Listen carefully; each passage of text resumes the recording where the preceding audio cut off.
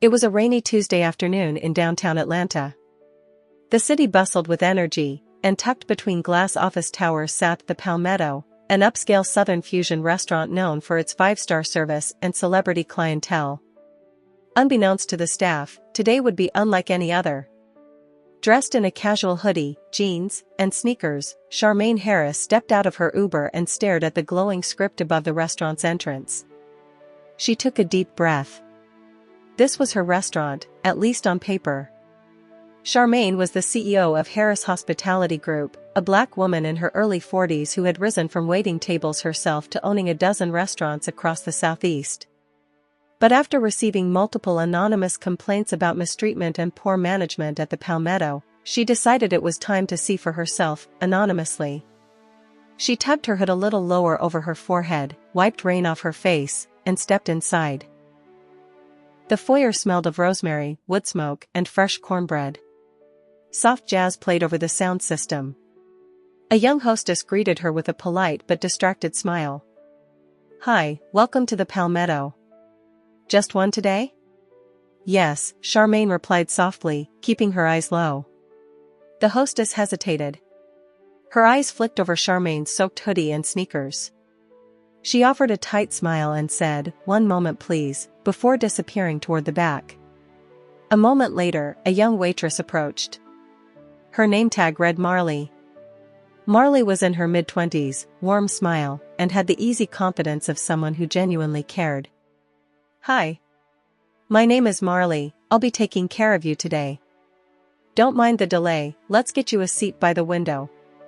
You want something warm to start with?" Charmaine smiled. "Hot tea would be nice." Marley nodded. "Coming right up."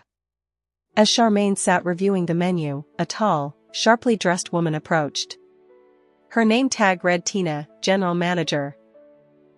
With sharp eyes and a forced smile, Tina didn't bother hiding her disdain. "Ma'am, I need to ask you something. Are you sure you're in the right place?" Charmaine looked up slowly. "Excuse me? This is not exactly fast food," Tina said. "Our entrees start at $45. We've had situations with people wandering in from the street." Marley appeared just in time with the tea. She froze as she overheard the last part.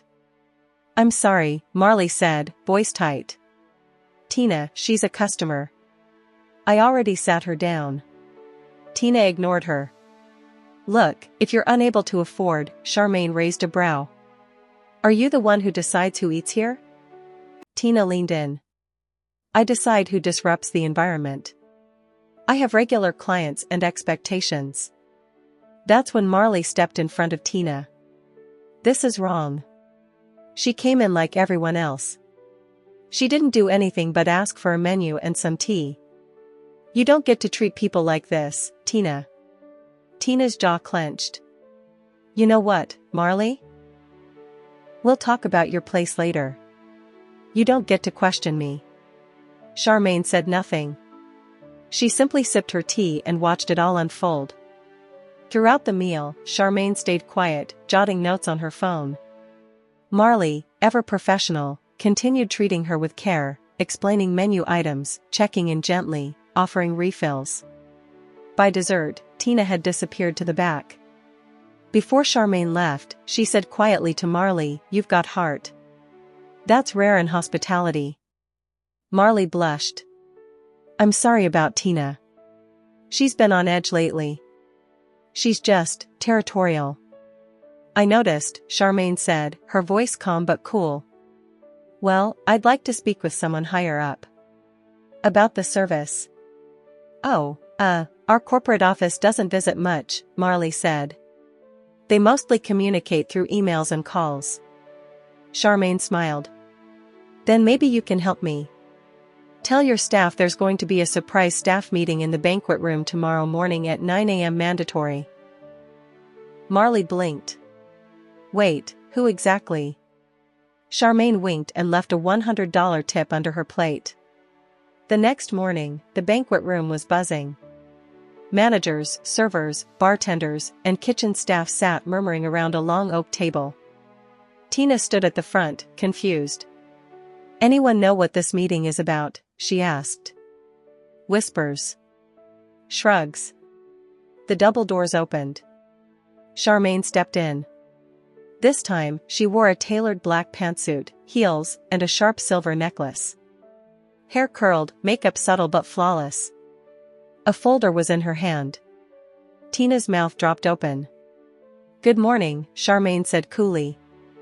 I'm Charmaine Harris, CEO of Harris Hospitality Group. I own the Palmetto and 11 other restaurants across the Southeast.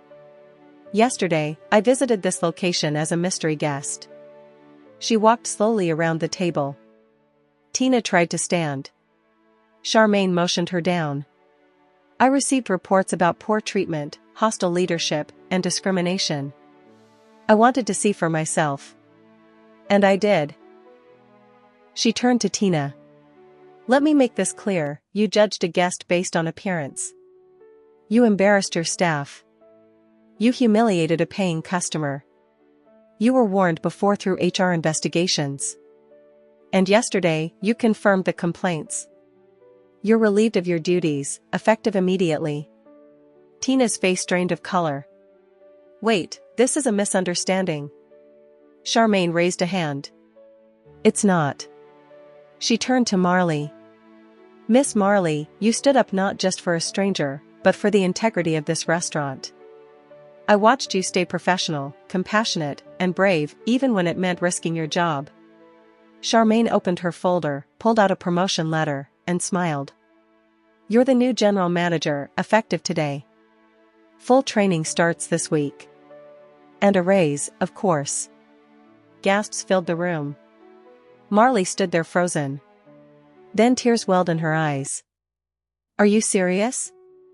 Charmaine nodded. You've got the makings of a leader. And we need more of those. Later that day, Charmaine stayed for a staff lunch, no hood, no disguise. She laughed with the cooks, spoke to the dishwashers, and met every employee. Marley shadowed her with a clipboard, already preparing for her new role. As the sun set outside the Palmetto, Charmaine stood at the window, watching customers file in for dinner. She looked over at Marley and said, Always remember, the real service starts with respect. Once you lose that, everything else falls apart. Marley nodded. I won't forget.